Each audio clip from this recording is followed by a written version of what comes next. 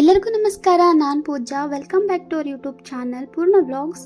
ನಾನಿವತ್ತು ಯುಗಾದಿ ಹಬ್ಬದ ದಿನ ನಾವು ಯಾವ ರೀತಿ ಹಬ್ಬನ ಆಚರಣೆ ಮಾಡ್ತೀವಿ, ಹಾಗೆ ಯಾವ ರೀತಿ ಅಡುಗೆನೆಲ್ಲ ಮಾಡ್ತೀನಿ ಅಂತ ಇದೇ ವಿಡಿಯೋದಲ್ಲಿ ತೋರಿಸ್ತೀನಿ. ಈ ವಿಡಿಯೋ ಒಂದು ಸ್ವಲ್ಪನಾದರೂ ಇಷ್ಟ ಆಗಿದ್ರೆ ಪ್ಲೀಸ್ ಒಂದು ಲೈಕ್ ಕೊಡೋದನ್ನು ಮರಿಬೇಡಿ. ಹಾಗೆ ನಿಮ್ಮ ಫ್ರೆಂಡ್ಸ್ ಆ್ಯಂಡ್ ಫ್ಯಾಮಿಲಿಗೆ ಶೇರ್ ಮಾಡಿ. ಈ ವಿಡಿಯೋನ ಕೊನೆ ತನಕ ನೋಡಿ.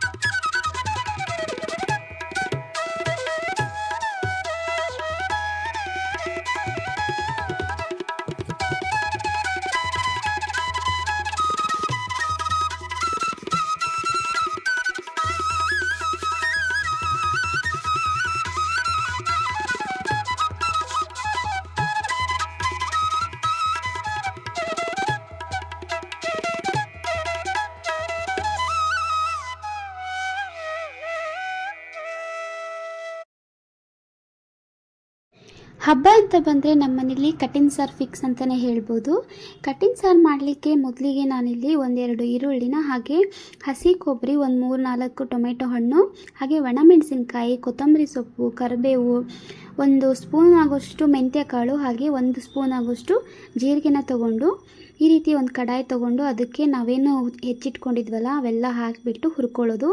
ಹಾಗೆ ನೋಡ್ತಾ ಇದ್ದೀರಲ್ಲ, ಸ್ವಲ್ಪ ಕಲ್ಲು ಹೂವು, ಹಾಗೆ ಒಂದು 4 ಚಕ್ರ ಮೊಗ್ಗು ಅಂತ ಬರುತ್ತಲ್ಲ, ಸ್ಟಾರ್ ಫ್ಲವರ್, ಸ್ವಲ್ಪ ಲವಂಗ, ಚಕ್ಕೆ, ಏಲಕ್ಕಿ, ಈ ರೀತಿಯಾಗಿ ಎಲ್ಲ ಮಸಾಲ ಐಟಮ್ಸ್ನ ಹಾಕಿ ಇದು ಸ್ವಲ್ಪ ತಣ್ಣಗಾಗಲಿಕ್ಕೆ ಬಿಟ್ಟು, ಅದಾದ ನಂತರ ಇಲ್ಲಿ ಪಲ್ಯಕ್ಕೆ ರೆಡಿ ಮಾಡ್ಕೊಳ್ತಾ ಇದ್ದೀನಿ. ಪಲ್ಯಕ್ಕೆ ಅಂದರೆ ಸ್ವಲ್ಪ ಮುಳುಗಾಯಿ ಅಂದರೆ ಬದನೆಕಾಯಿ ಬರುತ್ತಲ್ಲ ಅದು, ಹಾಗೆ ನೆನೆಸಿಟ್ಟಿರ್ತಕ್ಕಂಥ ಹೆಸರು ಕಾಳನ್ನು ಹಾಕಿ ಪಲ್ಯ ಮಾಡ್ಕೊಳ್ತಾ ಇದ್ದೀನಿ.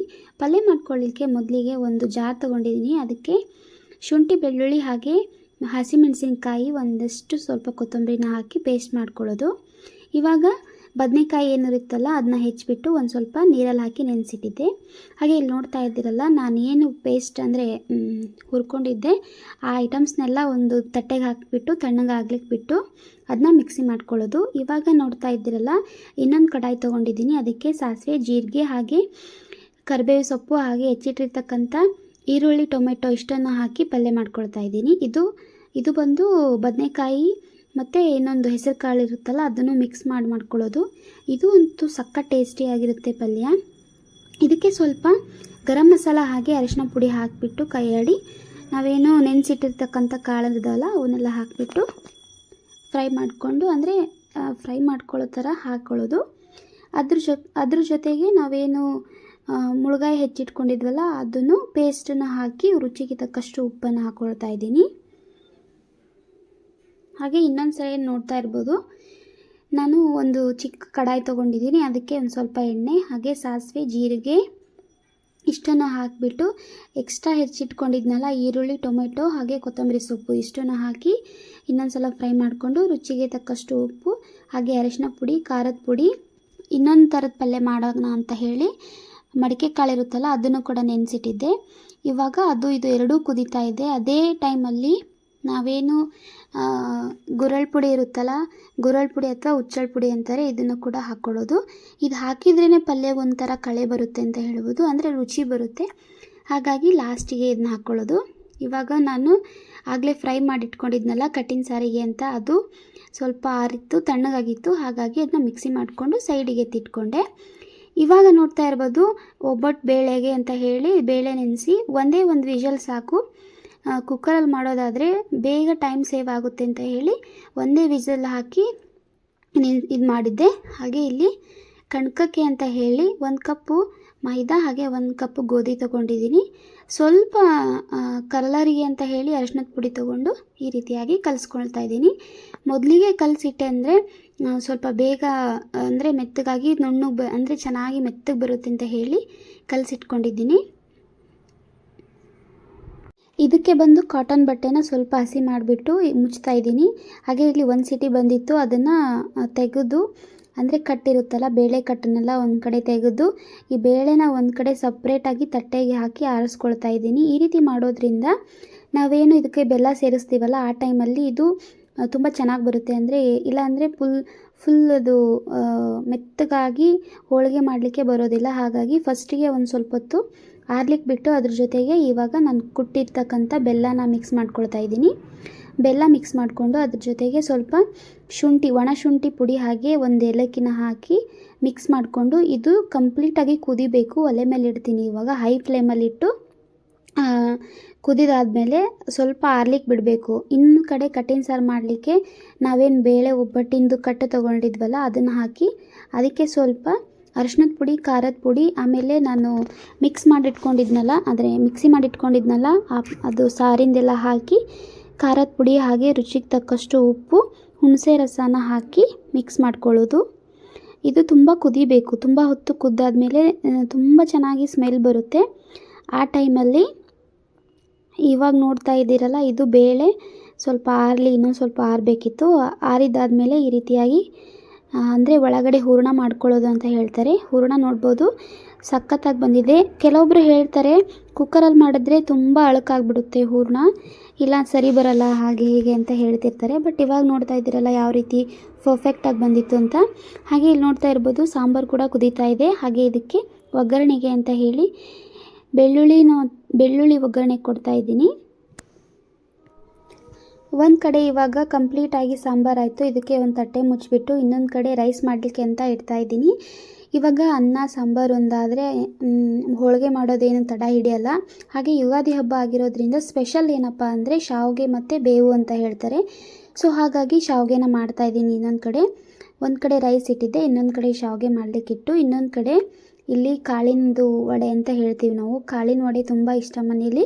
ಹಾಗಾಗಿ ಸ್ವಲ್ಪ ಕಾಳನ್ನೆಲ್ಲ ಅಂದರೆ ಎಲ್ಲ ಥರದ ಕಾಳುಗಳನ್ನು ಮೊದಲೇ ರಾತ್ರಿನೇ ನೆನೆ ಹಾಕಿ ಅದಕ್ಕೆ ಶುಂಠಿ, ಬೆಳ್ಳುಳ್ಳಿ ಹಾಗೆ ಸ್ವಲ್ಪ ಒಂದು 4-5 ಮೆಣಸಿನ್ಕಾಯಿ ಹಾಗೆ ಕೊತ್ತಂಬರಿ ಸೊಪ್ಪನ್ನು ಹಾಕಿ ರುಚಿಗೆ ತಕ್ಕಷ್ಟು ಉಪ್ಪನ್ನು ಹಾಕಿ ಇದನ್ನು ನುಣ್ಣಗೆ ಪೇಸ್ಟ್ ಮಾಡೋ ರೀತಿ ಏನು ಮಾಡೋದು ಬೇಡ. ಈ ರೀತಿಯಾಗಿ ತರಿಯಾಗಿದ್ದರೆ ನೀರೇನು ಹಾಕ್ಲಿಕ್ಕೆ ಹೋಗಬೇಡಿ, ಕರೆಕ್ಟಾಗುತ್ತೆ. ಹಾಗೆ ನಾನು ಮೊದಲಿಗೆ ಇಲ್ಲಿ ಹಾಕಿದ್ನಲ್ಲ, ಆವಾಗ ನಾನು ಜೀರಿಗೆ ಹಾಕಿರಲಿಲ್ಲ, ಜೀರಿಗೆ ಮರೆತಿದ್ದೆ. ಹಾಗಾಗಿ ಇನ್ನೊಂದು ಸಲ ಹಾಕುವಾಗ ಜೀರಿಗೆ ಹಾಕಿ ಉಪ್ಪನ್ನು ಆ್ಯಡ್ ಮಾಡಿಕೊಂಡು ಅದ್ರ ಜೊತೆಗೆ ಹೆಚ್ಚಿಟ್ಟಿರ್ತಕ್ಕಂಥ ಈರುಳ್ಳಿನ ಹಾಕಿ ಇಲ್ಲಿ ಎಣ್ಣೆಗೆ ಬಿಡ್ತಾ ಇದ್ದೀನಿ.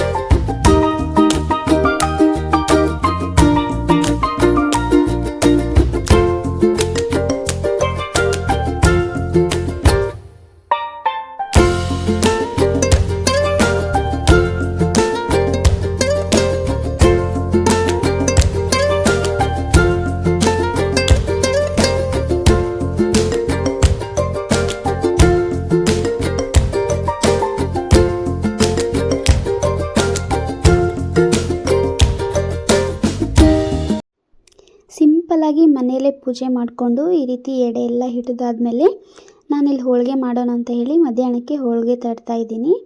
ನಾನೇನು ಅಷ್ಟೊಂದು ಹೋಳಿಗೆಯಲ್ಲಿ ಪರ್ಫೆಕ್ಟ್ ಏನಿಲ್ಲ, ಆಲ್ಮೋಸ್ಟ್ ಟ್ರೈ ಮಾಡ್ತೀನಿ, ಚೆನ್ನಾಗೇ